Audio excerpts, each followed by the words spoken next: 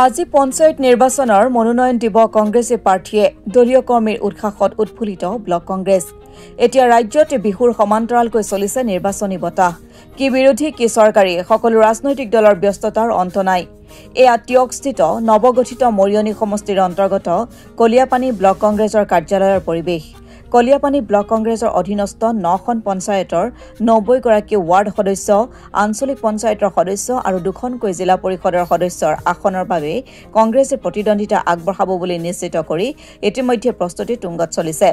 উল্লেখযোগ্য যে নিৰ্বাচনৰ দিন ঘোষণা নোহোৱা পৰ্যন্ত কংগ্ৰেছৰ প্ৰাৰ্থীক লৈ ব্লক কংগ্ৰেছ অলপ চিন্তিত আছিল যদিও বৰ্তমান কংগ্ৰেছ কৰ্মীৰ উৎসাহ তথা ব্যস্ততাই অনাগত দিনত 80% আসন নিশ্চিতভাৱে দখল কৰিব বুলি ব্লক কংগ্ৰেছে আশা প্ৰকাশ কৰিছে।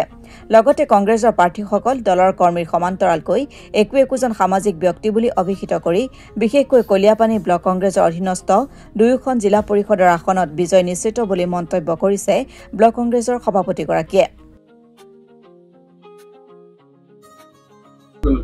ভাল ভাল ভাল মই আসলতে আজি এসপ্তাহৰ আগলৈকে আমি ভবা নাছিলো আমাৰ যে ৰাইজ আৰু আমাৰ কৰ্মীসকল ইমান উৎফুল্লিত হৈ ইমান উৎসাহিত হৈ যে আগবাঢ়ি আহিব।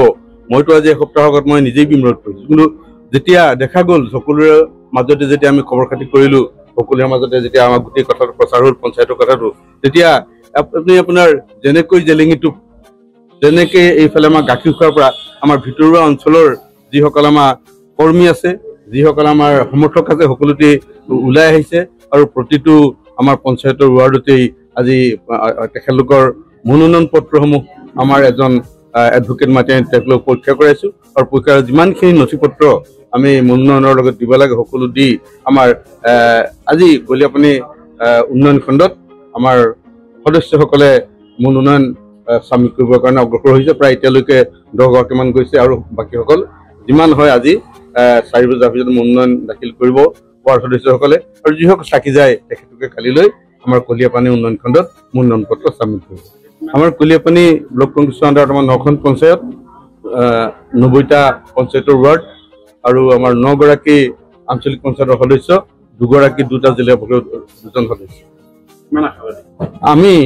আমিতো ভাবিছোঁ আমি 80% আমি আশাবাদী আৰু এটা আমি আশাবাদী যে বামুণপুখুৰী জিলা পৰিষদ আমি অনায়াসে দখল কৰিব পাৰিম আৰু আমাৰ বলমা জিলা পৰিষদো আমি অনায়াসে দখল কৰিব পাৰিম। এই কাৰণেই আমি যিকেইজন প্ৰাৰ্থীক প্ৰক্ষেপ কৰা হৈছে সেইকেইজন প্ৰাৰ্থীৰ কংগ্ৰেছ দলত যোগদান কৰাৰ পৰা এতিয়ালৈকে সামাজিক ৰাজনৈতিকভাৱে তেখেতলোকৰ যিটো ভাৱমূৰ্তি, সেই ভাৱমূৰ্তিটো ৰাইজৰ মাজত অতি সুন্দৰ। সেয়ে আমি ভাবিছোঁ দল নিৰ্বিশেষে আমাৰ যিকেইজন প্ৰাৰ্থীক আমি প্ৰাৰ্থীত্ব প্ৰদান কৰিছোঁ তেখেতসকলক নিশ্চয় জয় হোৱাত সহায় কৰিম। টিয়কৰ পৰা বিৰাজ বৰা ৰিপৰ্ট, অসম টুডে।